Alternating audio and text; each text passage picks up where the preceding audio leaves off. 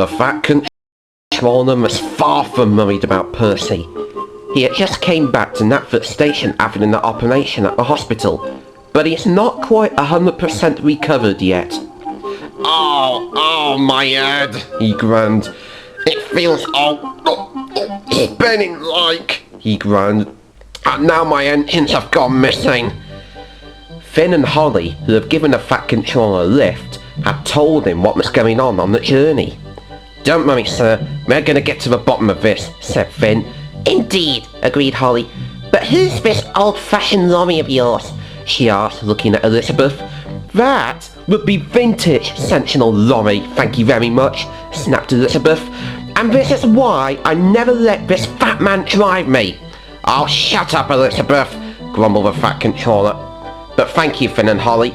Now, get a move on. We must get this ready for the show. No sooner had Finn and Holly left, then Ashley came in. He had just arrived on the island. He must come to take part in the railway show too. Ah, hello Ashley.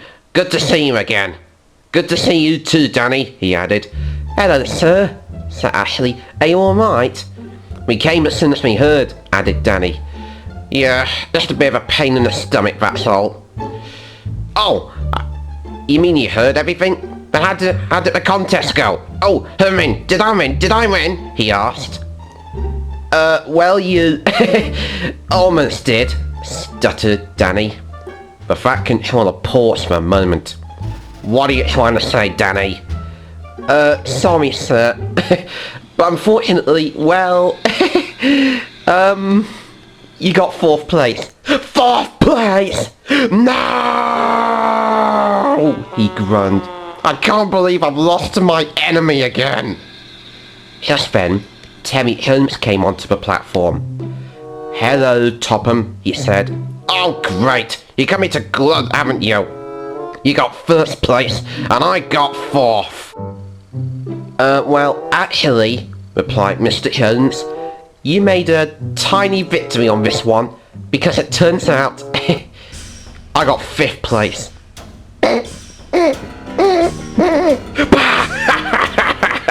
The fat controller burst out laughing. You got 5th place! You are not a winner! You are not a... Oh, wait, hang on, he said as he stopped laughing. If you got 5th place, and I got 4th, then who's in the top 3? And more importantly, who won? Well, replied Mr. Jones, 3rd and 2nd place are won by 2 men who are twins, who still can't agree who finished where, and I was hoping you wouldn't ask who won, because unfortunately, that scarecrow did.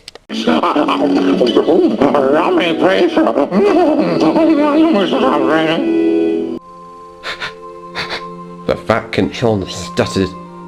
Spud! I lost to that scarecrow! And my engines are going missing! Ugh, he groaned. This is the worst week of my entire life. Hey, my week wasn't that great either, replied Mr. Jones. My friend's been treating me badly lately. What friends? Never mind that. And throughout the challenge, they gave me spicy potato mixtures, and the only thing they gave me to cool it down was Ghost chili sauce. And I hate Ghost chili sauce. Oh, I can't take it anymore. Topham, I have something to tell you. What is it, Mr. Jones? About the engines going missing. I'm part of it, and I stole the money from your bank account. That's why you're on budget cuts. So that's why I had to send Bill and Ben, you idiot! Grumbled the fat controller crossly, and he gave Mr. Jones a great big punch. Sir, maybe that was a bit harsh, said Ashley. Well, he deserved it anyway. He has been my enemy for the whole of my life. Now I'm gonna go and call the sheriff and take you to the police station. And he went into its office. Mr. Jones just laid down, looking dizzy. Meanwhile, the engines puff across the island. That night, they all had to try and find clues to the train napper and try and find him before it kidnapped another engine. High up in the hills, the narrow gate entrance were doing the same thing, just in case they kidnapped one of them next.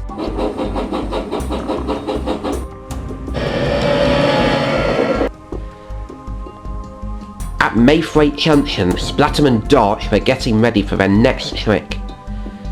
Just then, Toby and Mavis purred around the bend. They were paired up together to look for the train napper. Suddenly, they stopped. Toby could see something inside the shed. "What is it, Toby?" asked Mavis. "Something is lurking inside that shed." "That must be the train napper. I'm gonna go and have a look." "Alright, but be careful," purred Mavis. "Don't worry, I'm always careful," puffed Toby. And he puffed slowly forward. As he got closer to the sheds, Dodge bumped the trucks and they rammed straight into Mavis so she can't get to Toby. "Aha! Got you, Toby," said Dodge. "Splatter! Dodge! What are you doing back on Sodor?" gasped Toby. "Oh, they're covering for the boss's, special project, and you two have been captured."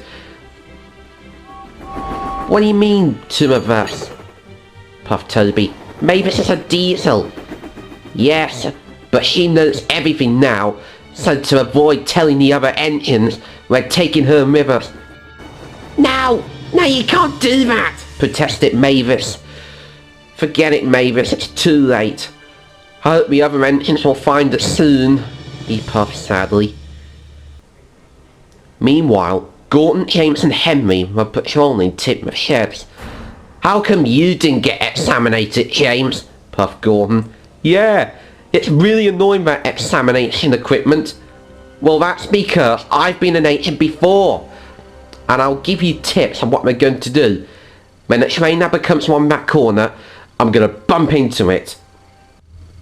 "You know," Henry sighed to Gordon, "all this agent talk is going into James's funnel." Just then, they heard a chuffing noise and a purring noise. "That must be it. I better get ready." "What makes you so sure if it's a train napper?" puffed Gordon. "I'm a special agent. I'm always sure," protested James, and he reversed back quickly.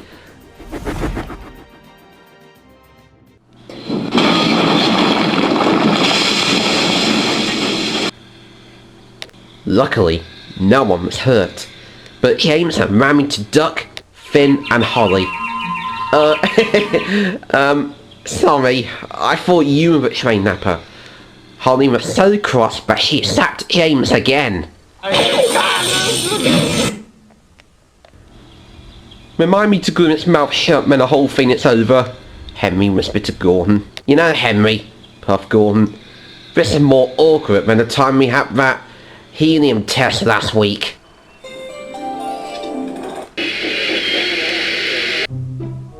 "Hey guys, what are you all up to?" "We're doing a special test." "Oh yeah, what's that?" "Well, Henry is inside the shed holding his breath because the shed is full of gas. Now the shed leaks, the gas will escape, and when he needs to take a breath, he'll be fine. But if it doesn't leak, the gas won't escape, and when he needs to take a breath, he'll be in trouble." "What? You mean intoxicating him?" "No, we're using helium." "Helium? Pure helium?" "Oh my god, that sounds brilliant." "Oh, hey, does he look like he's breathing?" "Oh yes he does. Come on, whose idea was this test? It's a really stupid idea." "It's a very good idea because we learn about you. You know, you sound like Donald Duck, Henry." "Okay, because you have done well." "You know, it almost looked like James isn't enjoying holding his breath." "Oh my god, I've got a good idea." "Hey, Henry." "What?" "Oh, is that the paint grenade?" "You evil tankhead, him, that's brilliant." "Ready, driver?" "Yep." "Ready, steady, and..."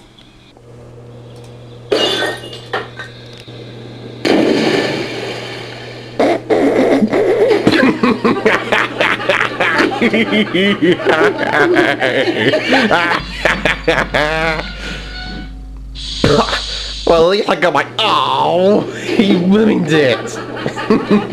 Face it, James, your boiler's garbage. Oh, I can't wait to hear how Gordon sounds. Oh, yes, it's like... Right.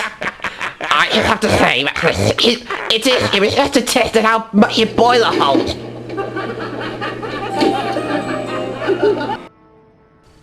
The next morning, after spending the night with Stanley and the visiting engines at Knapford Sheds, Thomas went back to Titmouth. On the way, he passed Salty. He was looking sad. "What's wrong, Salty?" he asked. "4 more engines have gone missing, me hearty." "Who are they?" asked Thomas. "Toby, Mavis, Donald and Douglas. And because of this, Finn, Holly and the Fat Control will have no choice but to cancel the show. It can't go on like this, me hearty." Thomas thought and thought. The oil and the kidnapping. What could be going on? Then he got the answer. "Of course! Diesel 10 and its gang! I should have known." "Diesel 10? asked Salty. "Yes, he has a big claw called Pinchy and he wants to get rid of steam engines." "Well, you better tell them right away. But on the way, can you go and pick up a workman because my brakes are locked? I can't go anywhere." "Of course I will, Salty," puffed Thomas. But then he remembered Percy. He still hadn't had a chance to find him yet. "I guess that search will have to wait a little bit longer," he puffed to himself. Later at Titmouth Sheds, Finn and Holly were talking to the engines. "Well, I'm afraid to say the search hasn't been successful," said Finn sternly. "Although your controller had given one piece of evidence that his enemy was part of the train napping. But I'm afraid we have no option but to cancel the show." "I can't believe it's happening," puffed Duck. "After all that planning and practicing."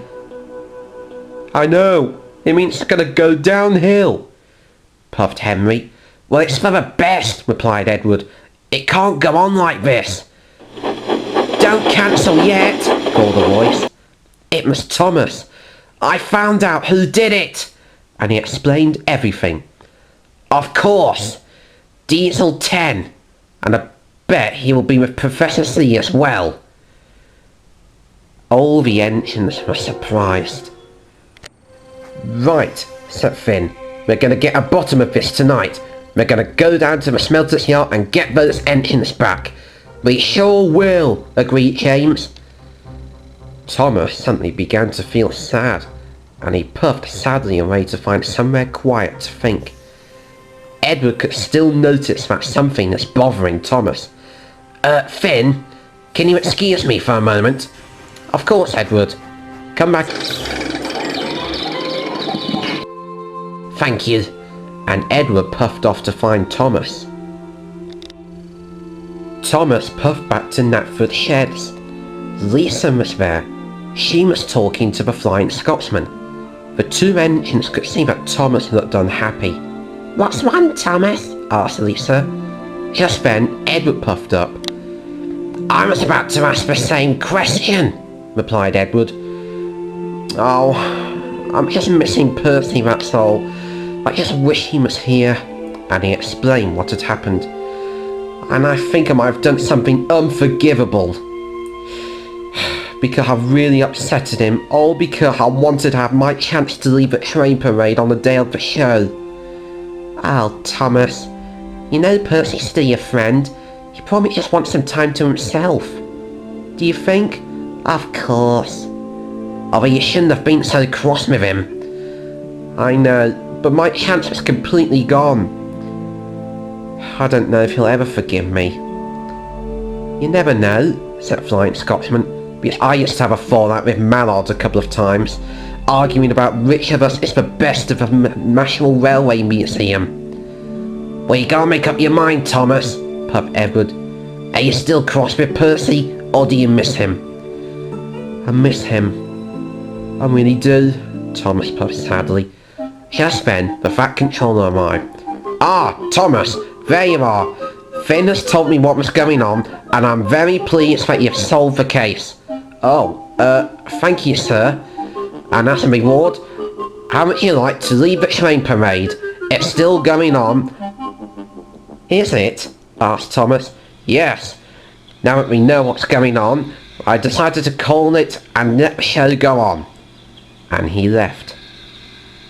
Thomas didn't know what to do. He had wanted to leave the train parade, but this was the main reason why he must cross with Percy.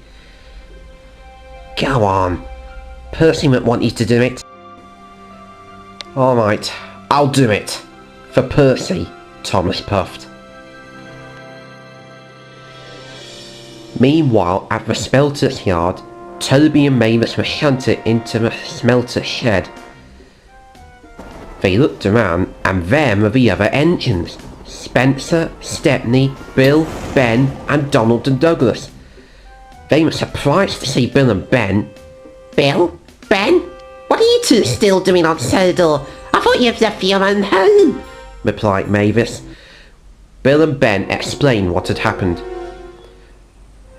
And how did you two get here? Toby asked Donald and Douglas. Well, we were searching at the quarry, and something bumped us into the trucks, and then we woke up here, replied Douglas. Then Diesel tempered up. Aha! 1, 2, 3, 4, 5, 6, 7, 8 engines so far. A few more to go, and then we'll have you all scrapped. What about the diesel engine like me? Fumed Mavis. We're gonna keep you hostage here, so that no one will know what was going on. Don't you be so sure, fumed Toby. Someone's gonna get to the bottom of this. You wait and see. That I like to see, sneered Diesel 10. Just then Bert purred up. Boss? What is it? Asked Diesel 10. It turned out the other engines have found out what was going on. Oh great! Splotch! Which one of you forgot to hit the oil? Fumed Diesel 10 to Splatter and Dodge, who were on the other side of the smelting shed. It was me, boss! Shouted Dodge. Oh, for crying out loud, how many times do I have to tell you? You get your oil checked before you kidnap an engine. We've worked 5 years on this plan. It's a very precise and a complicated plan, and I'm sick of you two messing it up. Now go and get ready for plan B, and get your oil checked this time. Okay, boss, called Dodge. Why are them two so stupid? He grumbled. Right, we're gonna go for plan B. Who was it that found out? It was Thomas, sir, said Bert. Right. And what's going on? The other engines are gonna come here tonight. Right. When they come here, we'll let the engines go, but in the morning, we're gonna catch us a blue puffball. What? No! You can't do that to Thomas! Cried Toby. Can't I? Because I've got Pinchy to help me through it. Now you just stay here and keep your mouth shut until tonight. And he purred away.